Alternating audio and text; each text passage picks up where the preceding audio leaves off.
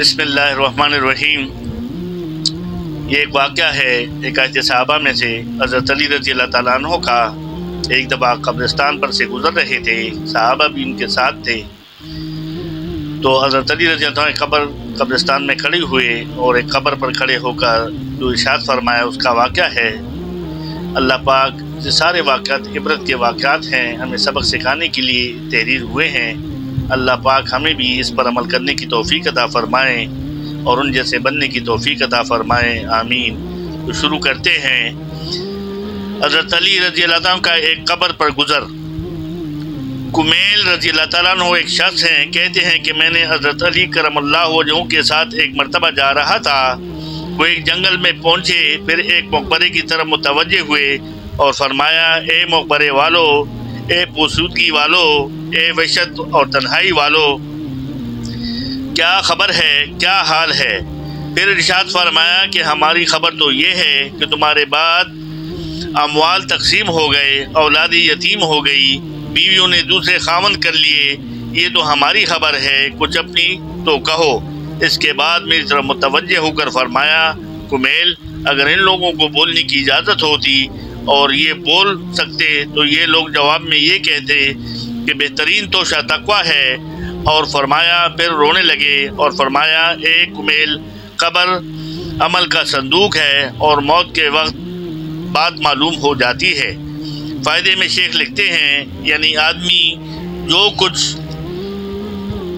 اچھا ہو یا برا کام کرتا ہے اس کی قبر میں محفوظ رہتا ہے، جیسے کہ صندوق میں متعدد حدیث میں یہ مضمون وارد ہوا ہے کہ نیک عمل اچھے آدمی کی صورت میں ہوتے ہیں جو میت کی جی بہلانے اور اس پیدا کرنے کے لیے رہتا ہے اور اس کے دلداری کرتا ہے، اور برے اعمال بری صورت میں بدبودار بن کر آتے ہیں جو اور بھی اذیت کا سبب ہوتا ہے۔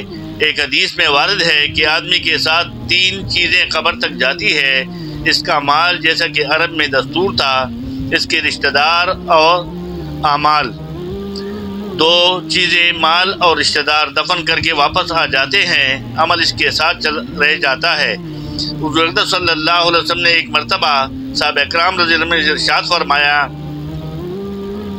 کہ کیا تمہیں معلوم ہے کہ تمہاری مثال اور تمہارے اہل ویال کی اور اعمال کی مثال کیا ہے؟ صحابہ اکرام رضی اللہ عنہ کے دریافت فرمانے پر حضور صلی اللہ علیہ وسلم نے ارشاد فرمایا کہ اس کی مثال ایسی ہے، ایک شخص کے 3 بھائی ہوں اور وہ مرنے لگے، اس وقت ایک بھائی کو وہ بلائے اور پوچھے کہ بھائی، تجھے میرا حال معلوم ہے کہ مجھ پر کیا گزر رہی ہے، اس وقت تو میری کیا مدد کرے گا؟ وہ جواب دیتا ہے کہ تیری تیمارداری کروں گا، علاج کروں گا، ہر قسم کی خدمت کروں گا، اور جب تو مر جائے گا تو نہلا دھلا کر کفن پہناؤں گا اور کندھے پر اٹھا کر لے جاؤں گا اور دفن کے بعد تیرا ذکر خیر کروں گا۔ حضور صلی اللہ علیہ وسلم نے فرمایا، یہ بھائی تو اہل ویال ہے۔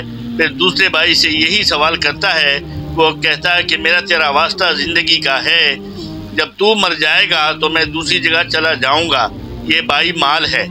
پھر وہ تیسرے بھائی کو بلا کر پوچھتا ہے، وہ کہتا ہے کہ قبر میں تیرا ساتھ ہوں، وحشت کی جگہ تیرے دل بہلانے والا ہوں، جب تیرا حساب کتاب ہونے لگے تو نیکیوں کے پلڑے میں بیٹھ کر اس کو جھکاؤں گا، یہ بھائی عمل ہے۔ حضور صلی اللہ علیہ وسلم نے فرمایا، اب بتلاؤ کون سا بھائی کارآمد ہوا؟ صحابہ اکرام رضی اللہ عنہ نے عرض کیا، یا رسول اللہ، یہی بھائی کارآمد ہوا، یہ پہلے دونوں تو بے فائدہ ہی ہوئے۔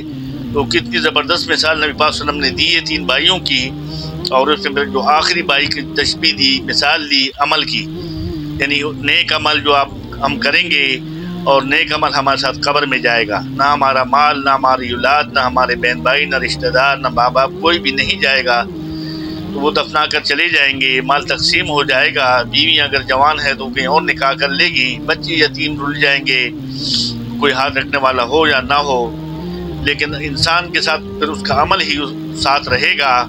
جو اگر نیک عمل کیا ہے تو وہی عمل اس کو قیامت تک اس کو دل بہلاتا رہے گا، اور اگر برا عمل کیا ہے، اپنے ساتھ برے اعمال لے کر گیا ہے، تو وہی اس کے لیے سزا کا موجب ہوگا اور وہی عذاب کا موجب ہوگا، قیامت تک اس پر عذاب برستا رہے گا۔ اللہ پاک ہمیں نیک عمل کرنے اور اللہ پاک ہمیں ایسے اعمال کرنے کی توفیق عطا فرمائیں جس سے ہماری قبریں بھی روشن ہو اور جنت کے باغوں میں سے ایک باغ ہو ہماری قبر۔